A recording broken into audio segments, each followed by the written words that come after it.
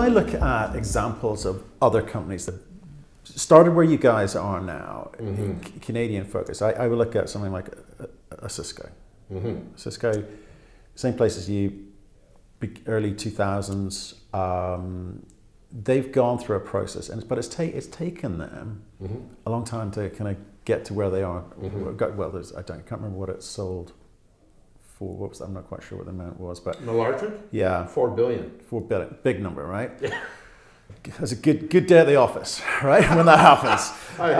Who cares if it was 10 years? I mean, $4 billion. Yeah, okay. From 3 cents. Right. So you've got an understanding of, like, well, you clearly know them, right. the strategy that they followed, right? Is yours literally a cookie cutter approach to that? You say, well, we can replicate that because it's a similar orogenic, or it's in a similar type district. I know it was Timmins, isn't it?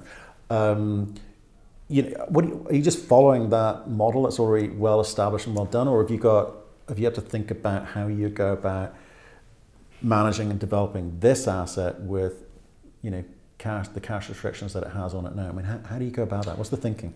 Well, Sean Rosen, who I know extremely well and I'm a huge fan of, is a master, or after 40 years in the business, at being able to raise money and then turn that money into great returns. And I would tell you his focus, and it's the same focus I had in the oil and gas side. It doesn't matter. I would call it a short cycle focus. What does that mean? It means that you're going to look at paybacks that are in the 2 to 3 year range. Right. You're not out there looking for pachyderms. You're not elephant hunting. Got it. We have an identifiable resource close to infrastructure. We're not spending $200 million in Argentina building a road and a power line, okay, like Barrick has to do. Yep. We're looking at a very concentrated, very shallow deposit, 100 to 150 meters. So very shallow. Wow, strip ratio, fabulous. Yeah, close to zero. Right. And so, boom, boom, boom. Right. Investors don't want to hear, at least today, about pachyderms. They want to hear, geez, how quickly can you turn this? So you're saying we're going to identify a series of baby steps. Yes. It may be, 10 or 15 years, but you're saying we're going to do some baby steps to get to where we need to be. At those points, people can make decisions whether they stay in. Yes. Or cash in. Yeah. Right? I'm a huge believer in liquidity events. Yeah. And we want to create not one liquidity event, we want to create multiple liquidity events. Right. So that Matt, as the investor, will look at this and say, I put in at 7 cents. I got options, right? Yeah. That's what I want. I put in at 7 cents at 21 cents. Do I want out? Yeah. Or do I want to harvest? Yep. A little bit and leave some in? Yeah. Get my capital back and take a free ride on that option, given where I think this might go. Right. So that's the strategy. Okay, so that you're clearly a commercial guy, because that's very much focused on what's dear to shareholders' hearts, which is share appreciation. That's the business, right? You just happen to be mining. Right. Okay. Now, if I look at some other Canadian players who are sitting on large numbers in terms of resource and reserve, and they've spent tens, hundreds of millions of bucks drilling to get those numbers up. But they've got some cash. They're not strapped for cash. They're no fire sale imminent. But I don't see the next step for them. But they're sitting on 5-7 million ounces. I mean, you're talking about these baby steps, these catalyst events. I mean, have you thought about what yours need to be? Well, absolutely. Right. And it's what I outlined. Look, you don't want to have to be sitting waiting for the next bull cycle. Yeah. And these guys that have these large deposits with huge capital commitments in front of them have to wait for the next bull cycle. And if they don't get the bull cycle, their cash erodes. And right now, you know the market better than anybody. Go try and raise equity right now. Unless you're a cannabis player or a tech player, nobody's interested in giving mining guys any kind of money right now. I mean, we're very fortunate because we have Asian investors. When I go to Hong Kong, let me tell you the difference, okay? Right. I go to Toronto. You can't buy people coming to the conference.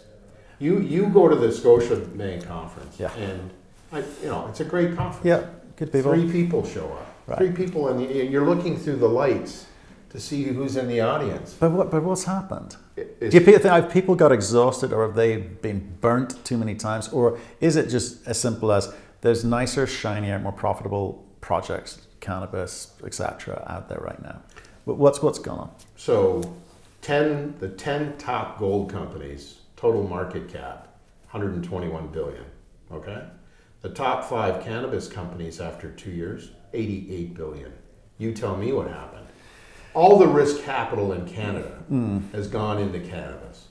You can't find capital. If you put a cannabis play out there right now, and this used to be like this in gold. Before you walk in the room, you're done. They've written the checks. I kind of hope so. I've got an investment myself in the space, but as a blended portfolio approach to investing, if you're lucky enough to have some cash to invest, you need to kind of look at different options. You can't put all your eggs in the gold basket or necessarily the mining basket. You spread it around a bit. Right. And I get the cannabis story and formerly blockchain and Bitcoin, etc. And they've all come off a bit. Right. There's some sanity has prevailed. Do you think that mining is still a relevant investment class? Let's start with Canada, because you know Canada, right? So are people still thinking about it, or do you think coming back into it? Not yet. Not yet. Still away. Which means it's a good opportunity. I don't have my phone here; it's over there. Right. But I'll hold my phone up and say, "There's gold in this phone. There's tungsten in this phone. There's duodenum in this phone. There's you name it. There's in this phone." What people are not connecting the dots to is that mining is here forever, and the valuations in mining are so attractive right now. You have PNAVs, price to net asset value, 0.3, 0.2. 0.5. That's a tough day. And you've got a cannabis company trading at 800 times revenue. I think, to your point, do I want a balance here? Because I think I want to hedge. A, I want to hedge against the US dollar. B, I want to hedge against a cannabis investment, a crypto investment. And you can do it pretty easily. I think that's right. That's the logic to me. And I would agree with that, and we advocate to our subscribers that they need a blended approach to this, because the stories aren't always true, and things don't always turn out the way that people say they're going to. So you need to, but hedging is smart. But okay, we'll bring it back to Margaux if we can. So Margaux is a small company. You've seen a lot of deals. But you were approached by the Hong Kong guys, and they said, right, if you got it, and this is the one you picked, right? And this is the one I get. IAMGOLD's your number 1 priority, as it should be. It's a big company, and you hold a lot of stock. But this project, as far as you're concerned, is one of the better junior projects that you've seen of its kind in Canada. That's why you've gone for it. Absolutely, and I'm not going to sit here and throw a bunch of hubris. Okay. Sure. We've had 5 extremely successful investors or investments with these investors. And they're very private people, and they don't come back unless you're successful. And there's an old military saying, always reinforce success. And what I'm a huge believer in, and I'm a huge believer in Margaux, in the people and the technical support, my brother, who's a fantastic leader, is reinforce success. We will have success here. And this is not like you're at the craps table rolling the dice. We have a certified 1 million ounce deposit that just needs to be reinforced. That's it. And that's why I think when you compare it to hundreds of investments out there that require, I would say, challenging permitting, that are far from a 43101 certificate. This stands out. Yeah, I'd agree, because we've analysed this, right? We've looked at a lot of the moving parts. You, Chris Stewart, okay, Shinjin. Yes. the fact you've got historic resource, well, it's not even that historic, it's 2009, right? Yeah. Quick, cheap to get that, you know, back up. You've got the tailings. Correct. You've got a lot of infrastructure sitting there. You've got water, power, road. You've got all the in a safe jurisdiction. So there's a lot to like about it. $5 million though, market cap. Is that just a factor of the spot price for gold? Or is it just you've only just started telling this story? I mean, what do you think? What was the market cap of Gold Corp in 2011? I have no idea. 62 billion. 62 billion. What was right. the market cap when it sold? Don't know. 15. 15. Okay. Look. But look at it. This ravaging, yeah, which has gone on, is consistent across the board. It doesn't matter what company you look at. It's been completely destroyed. Yeah. And it's been destroyed, and we haven't helped as an industry because there's been a lot of missteps. Right. Okay?